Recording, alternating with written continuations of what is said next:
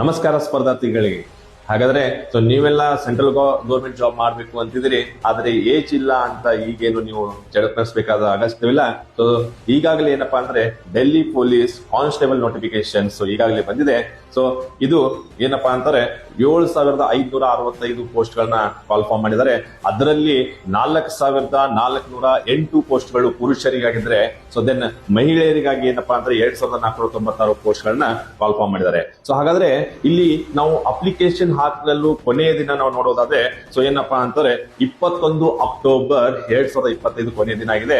So ಹಾಗಾದ್ರೆ ಇಲ್ಲಿ ಯಾವ ತರ ಎಲ್ಲ ಏನಪ್ಪಾ ಅಂದ್ರೆ ಪ್ರೊಸೀಜರ್ ಇದೆ ಅಂತಾರೆ, ಸೊ ಮೊದಲಿಗೆ ಪರೀಕ್ಷೆ, ಅದಾದ ನಂತರ ಫಿಸಿಕಲ್, ನಂತರ ಡಾಕ್ಯುಮೆಂಟ್ ವೆರಿಫಿಕೇಶನ್ ಇರ್ತಾ ಇದೆ.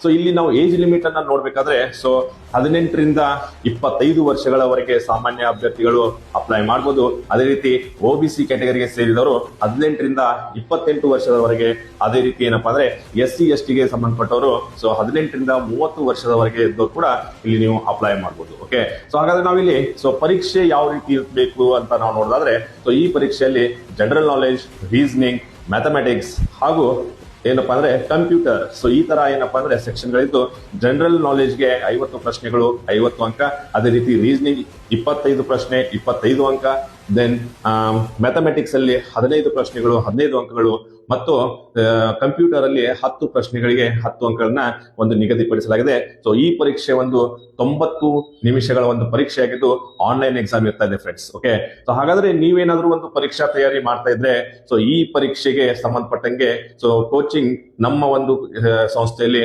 ಲಭ್ಯವಿದೆ. ಸೊ ಇದೇ ಅಕ್ಟೋಬರ್ 10ನೇ ತಾರೀಕಿನಿಂದ ಒಂದು ಹೊಸ ಬ್ಯಾಚ್ ಕೂಡ ಪ್ರಾರಂಭ ಆಗ್ತಿದೆ. ಸೊ ನೀವೇನಾದ್ರೂ ಇಂಟ್ರೆಸ್ಟ್ ಇದ್ರೆ ಸೊ ದೆನ್ ಈ ಕೆಳಗಿನ ನಂಬರ್ಗೆ ಸೊ ಕಾಂಟ್ಯಾಕ್ಟ್ ಮಾಡಿ. Thank you.